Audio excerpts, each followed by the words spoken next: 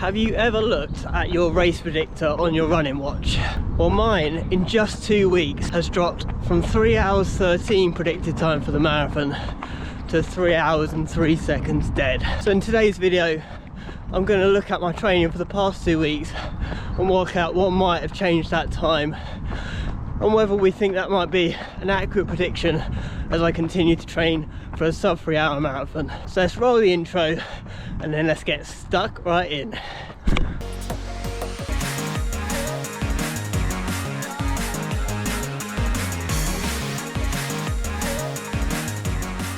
Hello, I'm Nick. I like to run. My initials are NRG, so this is NRG Runs. So this is my first run back in a few days after a bit of illness, so it seems a bit strange to be talking about how fit I'm feeling right now because I don't feel very fit, but my watch is telling me good things, so I want to just dive into that. Firstly, elephant in the room.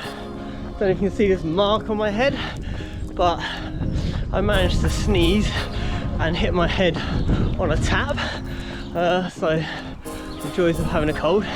With that out of the way, so the watch I use is a Garmin Forerunner 55. I wear it 24/7, so it tracks everything from sleep and my heart rate to obviously all the runs that I'm doing as well.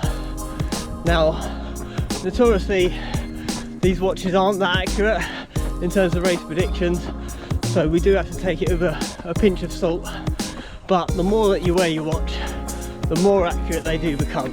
In terms of how they come up with these race prediction times, it's largely based on your VO2 max score. So I'll pop it up on the screen, but do have a look at terms of my VO2 max and how it has improved. So the higher it is, the more basically oxygen you can get into your body and use in exercise. So it is a measure of fitness, but by no means is the only one. But it has, steadily climbed over the past 6 months, which is great. Of course, if you want to know for sure what your VO2 max is, you have to do lab tests, which costs money, so I think it's a nice indicator, but nothing to worry about too much. So 2 weeks ago, I took a photo of my race predictor on my Garmin in terms of what it was saying for the different distances. So it gives you predictions for 5k, 10k, half marathon and marathon. Now some of these have stayed largely the same, but the one that's really jumped, as I say, is the marathon. So it's gone from 3:13:30 odd, I think, to 3 hours and 3 minutes in just 2 weeks. So I've gone back through the past 2 weeks of training to get an idea of what might have made that change in terms of the race predictor.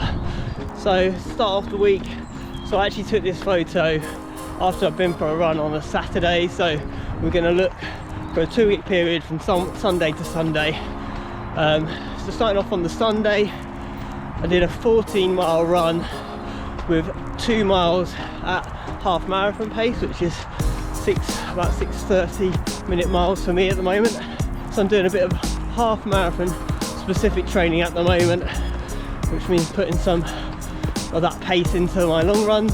On the Monday, I always play football, so not big mileage there, but just a standard football match, which is probably going to make no difference to my fitness. Tuesday, normally I do intervals.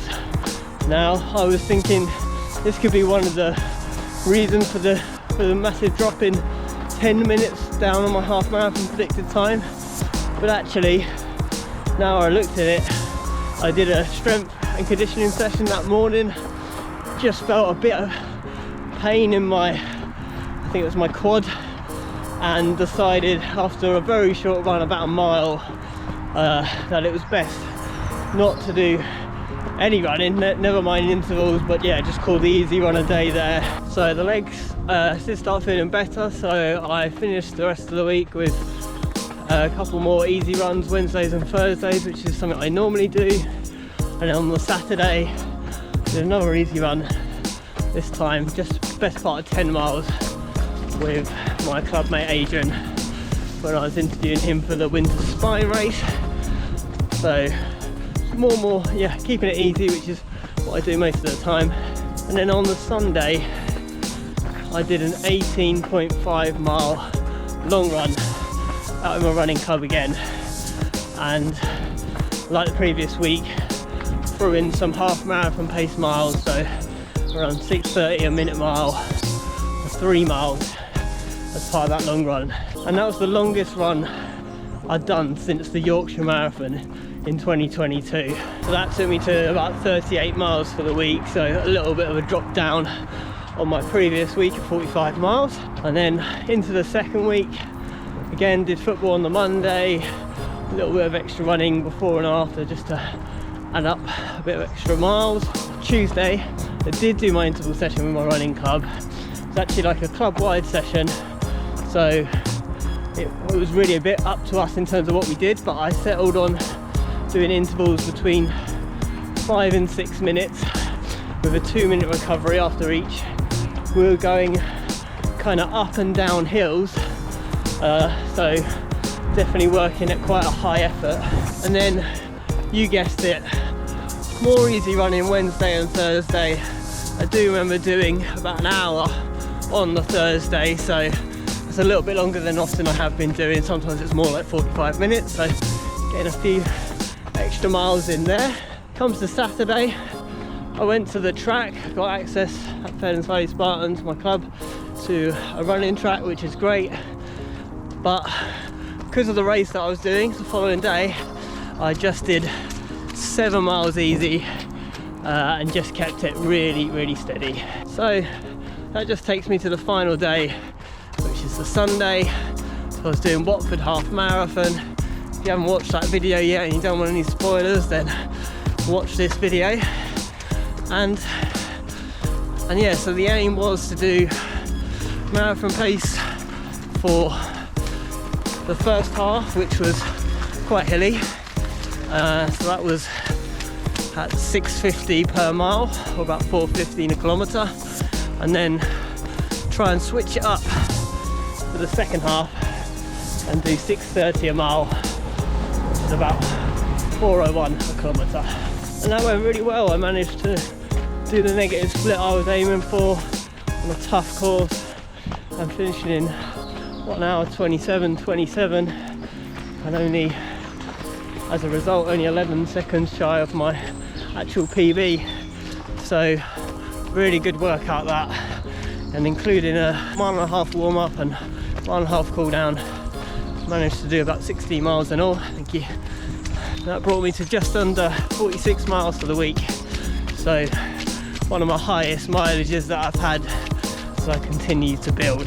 So what does all this tell me? I think it tells me that long runs and putting in some speed and effort into those long runs is definitely going to bring that predicted time down, and probably the speed work is definitely going to help that as well. Although, see, like my 5k and 10k times didn't really move that much, and my half marathon came down by about a minute in those 2 weeks, but encouragingly to under 1:25, which is my target. So yeah, I think there's nothing new here. I think is the simple answer, but lots of easy running, fundamental to building that aerobic fitness, and then dotting in some speed work. I did do a few strides as well, I might add, which is just helping your top end speed, and in those fundamental long runs with marathon effort, or in my case half marathon effort, as part of that. And that really, I think, is what's caused that 10-minute drop in the time. That doesn't mean I'm suggesting we should go out and race pretty hard every couple of weeks to prove our marathon fitness. Number one, after that half marathon, next couple of days my hips were really sore, I think from the impact of the downhills, and that meant I couldn't actually do any training, and then I got this cold as well. So it's definitely not something you can do all the time, because you're just going to get injured. But what it does show is, you know, a tune-up race can be something really beneficial in the lead up to main event. You can test these, you know, things out, how you want to approach something. And it also, you know, has given me a boost in terms of seeing, albeit a race predictor watch, but seeing those times come down is encouraging, because, you know, going back maybe a year and a half, that marathon prediction time was hovering around sort of 3:21, 3:22, which is actually my PB. So I have no doubt that my fitness has really improved since then, and I think the watch is showing that. But yeah, just a caveat that you can't be pushing yourself like I did at Watford Half every other week. It's just not sustainable. And one more caveat is, say, it's largely based off VO2 max predictions, which, you know, isn't going to be completely accurate for one, but also there's other forms and measurements of fitness. That's, you know, stuff like lactate threshold. There's definitely other measures that come into this, and many people do say VO2 max in and by itself not a great predictor of marathon fitness. You know, this is just a prediction. I want to go sub 3. I think I'm in good shape already, but I think it's fairly accurate, to be honest. Like, my actual 5k time is 17:25, so I'm a little bit faster than it predicts. My 10k time is pretty much bang on. My PB is 38:05, and then the half marathon time has just dropped under 1:25, as I say, which is my target for Cambridge, which, when you watch this, will be just over 2 weeks away. So I think it's pretty accurate, but always take it with a pinch of salt, obviously. Hello, doggy. If there's ever a good reason to get interrupted while recording, it's to stroke a dog. Can't say better than that. That's the disclaimers out of the way. Just to finish, this is, say, my first run back after some illness. Not running just for a couple of days really kind of messes with your head a bit, but I know it was the right thing just to rest. I wasn't in any fit state to run, and even today I'm taking it really easy, but noticing it's harder, my heart rate is higher, so just trying to be sensible really, and get myself ready for that half marathon PB attempt. So if you've made it this far, thank you. Please do like the video if you've enjoyed it. Comment down below if you've got any thoughts on these types of race predictions. What do you think of what your watch is saying about you?